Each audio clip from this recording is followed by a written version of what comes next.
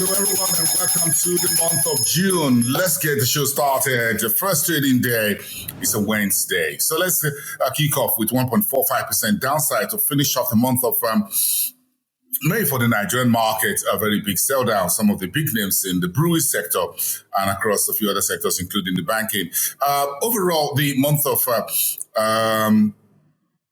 May was a little bit positive for the Nigerian market. Year to date, the index still cruising around 24%.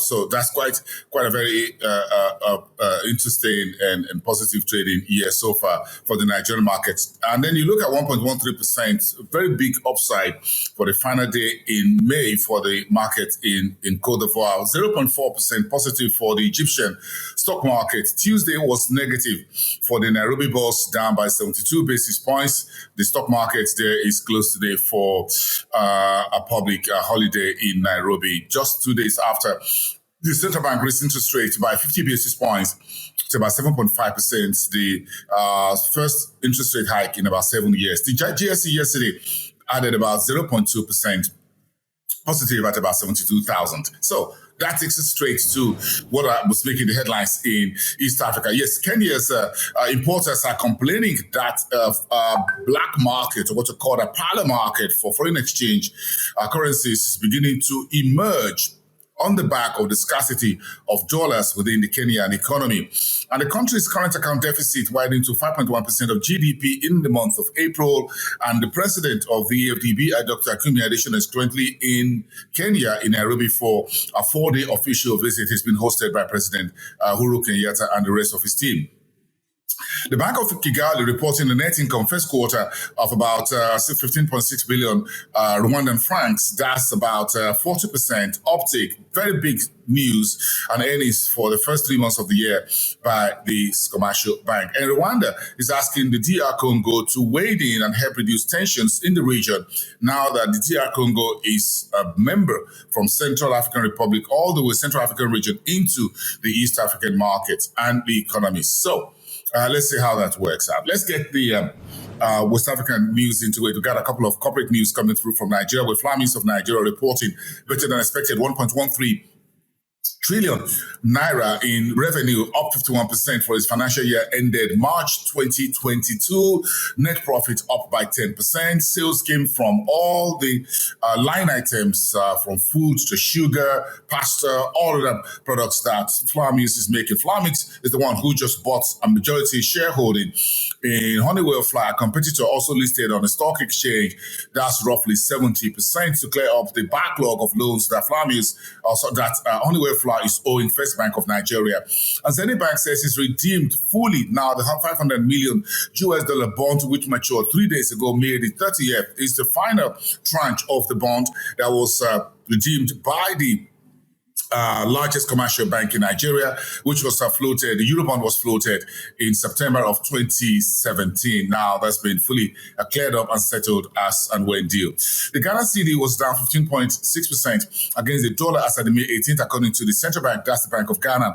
And the Côte d'Ivoire is reporting 6.4 billion CFA franc subsidy for wheat millers in the country to help cushion the effect of the Russian war in Ukraine, which is affecting the global wheat market. And Togo and Guinea are collaborating with the Chamber of Commerce and Industry to have a stronger collaboration between Togo and Guinea, both countries within the West African region.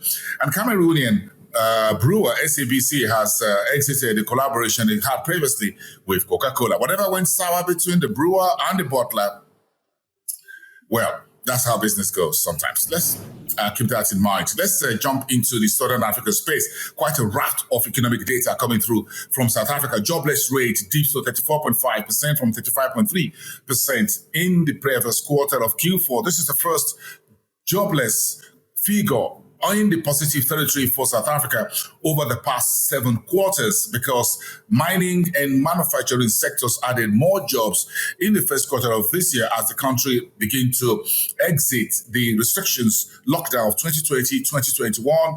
Good news for the President Ramaphosa's administration, which is now putting a new policy in place to help expand the economy. Private sector credit data also came in yesterday, up roughly 6% to about in the first half or in the year-on-year basis. That's for the month of April. Backward-looking data, but of course, it helps give you a sense of how the money supply moves within what you call the M3, moves within the South African economy. But private sector credit up roughly 6%.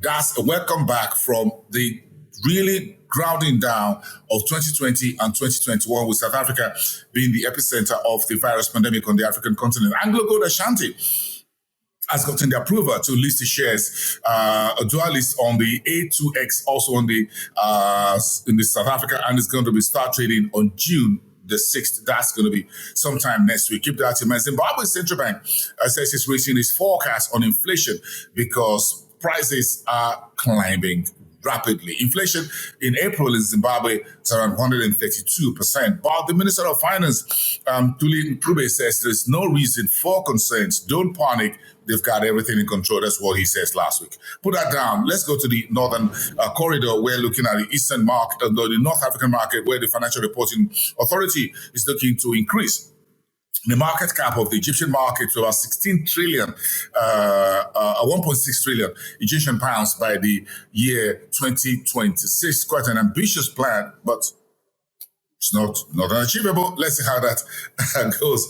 And Egypt is lifting private sector contributions to the GDP by 50% over the next 3 years. That's quite another word from the assurance and outlook from the President Al-Sisi's administration. Mobily and Telecom Egypt are building the first submarine cable that will connect the Kingdom of Saudi Arabia with the biggest economy north of the continent. It's part of this very warm bilateral economic trade, commerce relationship between the Kingdom of Saudi Arabia and Egypt.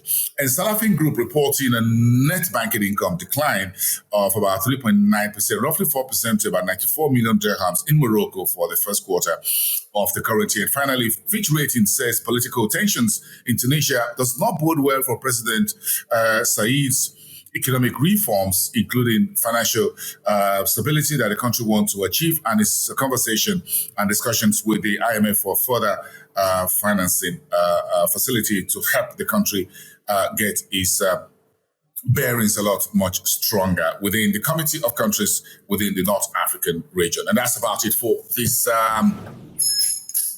Wednesday, the first trading day of June. Welcome back, everyone. Welcome to the new month. Let's get together tomorrow again for another edition of your Frontier Opening Bell on Frontier Africa Reports on our YouTube. You can subscribe. It's free. Go on our website, watch our shows, and read up our stories that we curate and thus we send in there yourself. Also on social media, you can find all of that. Go to LinkedIn, Twitter, Facebook, Instagram. You're going to find us there as well. Thank you. You watch other shows.